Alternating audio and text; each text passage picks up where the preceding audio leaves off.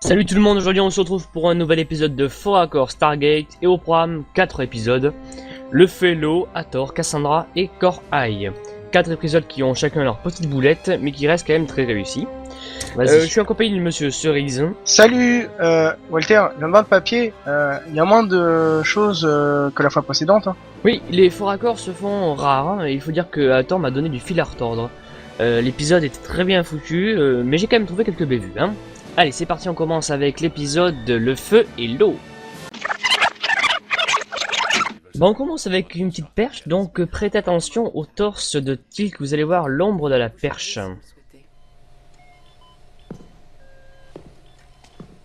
Bon attends, vas-y, pousse-toi, Hey, laisse-moi de la attends, c'est place, ça, non... que je mette un peu plus de lumière parce qu'on n'y voit rien.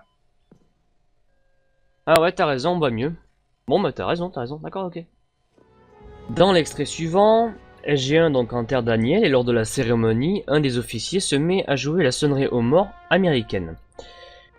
Tout est parfait dans ce plan, rien à redire, c'est même très triste, j'en ai pleuré la première fois que je l'ai vu. Sauf que, à un moment, la musique continuait à jouer, or l'officier a arrêté de jouer. C'est ce qu'on appelle une musique intradiégétique. Une quoi là? C'est une musique qui est entendue par tous les personnages, sauf qu'elle est rajoutée au montage.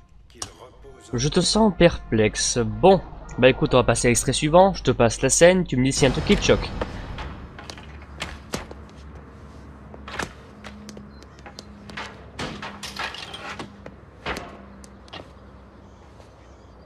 Qu'est-ce qu'elle fait là, cette voiture? Bah tu vois, je pense que Jack, il avait des lunettes de soleil pour se protéger des débris du verre. Ah, ça peut être bien, ouais, pourquoi pas, mais non. Dans cette scène, il y a en fait deux plans seulement. Un plan de face et un plan de dos. Les deux plans ont été mélangés pour essayer de varier un peu les plaisirs. Le problème, c'est que ça crée de énormes faux raccords. Par exemple, regarde bien les balles là. On peut compter 3 balles alors que sur le plan de face, il n'y en a plus que 2. Ah ouais, énorme. Mais pourquoi ils ont fait ça là? Bon, on évite toujours dans un souci de plaisir pour regarder les images, parce que si tu regardes toujours le même plan, c'est un peu chiant à regarder. Donc je vais te montrer un peu ce que ça aurait dû donner à la base, hein, les fichiers vidéo qu'il y avait à la base quand ils ont tourné. Je vais les coller ensemble, et tu vas pouvoir voir ce que ça donne à la base.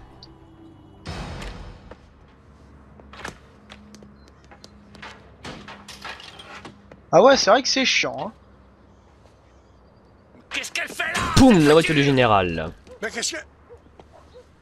Allez, on change d'épisode, on s'est bien marré, mais dans Hathor, on va moins rigoler parce que la GC se fait envahir par un seul Goa'uld, un Goa'uld féminin. Comment tu l'appelles, Cerise? Un Goa'uldes. C'est très mignon, je trouve. Et hop, arrêt sur image, là on peut voir le lien vers où pointe la page internet. Vous pouvez faire l'expérience chez vous, donc avec votre navigateur internet, et vous pouvez voir qu'avec un fichier de n'importe quel disque dur de votre PC, vous pouvez l'ouvrir dans la page internet et vous allez voir une adresse un peu spéciale hein, avec écrit file // que personne ne peut accéder sauf vous. Sympa tout ça. Hein. Ouais, et j'ai trouvé encore plus sympa, tu vas voir. J'avance un petit peu et à la fin donc Hathor rame en quelque sorte, mais elle arrive à quand même à s'enfuir. La vraie question dans cet extrait, c'est de savoir d'où est-ce que vient la fumée. Non pas des flammes, mais de ce petit tube là qui est en balance depuis tout à l'heure. Ah ouais. Et je vous la repasse. Ouf. C'est trop drôle. Allez, on passe à l'épisode Cassandra, et là j'ai eu un petit bug à l'exportation de la vidéo. Aucun moyen d'avoir le son, donc on va mettre une petite musique douce hein, derrière pendant qu'on la commente. Ah, de la bonne musique. Non, pas celle-là. De toute façon, je parie que t'as même pas vu les deux plans réutilisés, non? Bah, de toute façon, c'est du basique, hein. Les deux plans sont réutilisés tout le temps, toute la première saison, donc rien de neuf. Non, ce qui est rigolo là, c'est quand même qu'ils nous le resservent 2 fois dans le même épisode. Bah, ils font bien ce qu'ils veulent, hein. Et puis, les équipes de montage, hein, sont payées peut-être pas beaucoup, vu que c'est la première saison, c'est pas encore très connu. Pardon. Non, mais bien sûr, je plaisante. Mais le seul problème dans cette réutilisation de plans, c'est que ça crée un énorme faux raccord. Ici, la porte des étoiles n'a pas de contour en fer juste devant, alors que là, oui. Ah ouais, c'est vrai que c'est moche, hein. Bon, maintenant, je vais te faire le coup du vélo. Oui, le coup du vélo.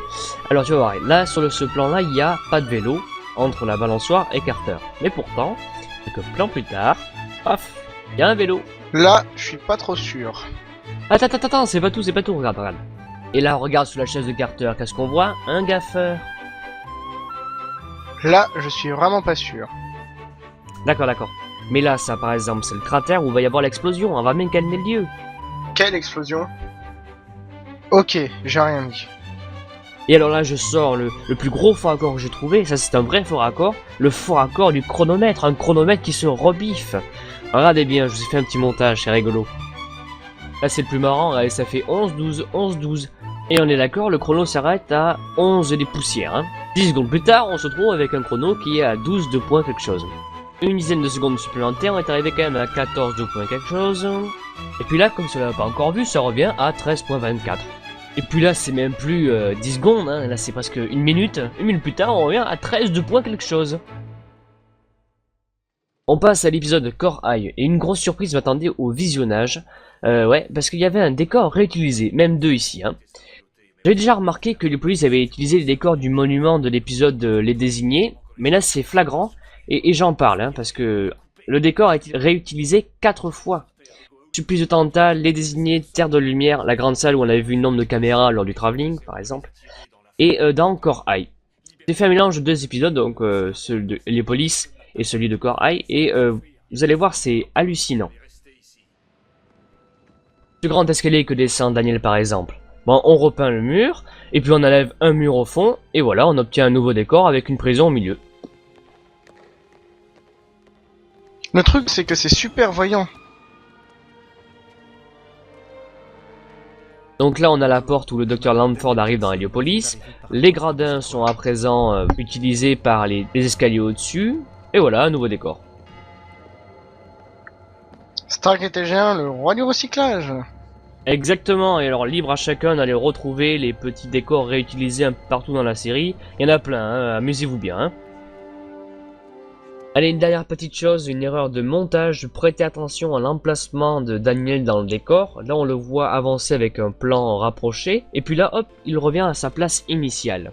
Pourquoi? Bah, tout simplement parce qu'on a voulu rallonger à mon avis la scène, pour que ce soit un peu plus émouvant.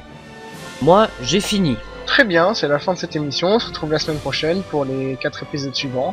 En effet, ce sera la dernière émission, on va à la transition entre les deux saisons, transition dans laquelle je vous ai pas mal de surprises, des couloirs qui changent de sens, des raccords pas très raccords, bref. Moi, j'ai hâte d'y être. Pensez à vous abonner à notre chaîne et à très bientôt. Ciao ciao.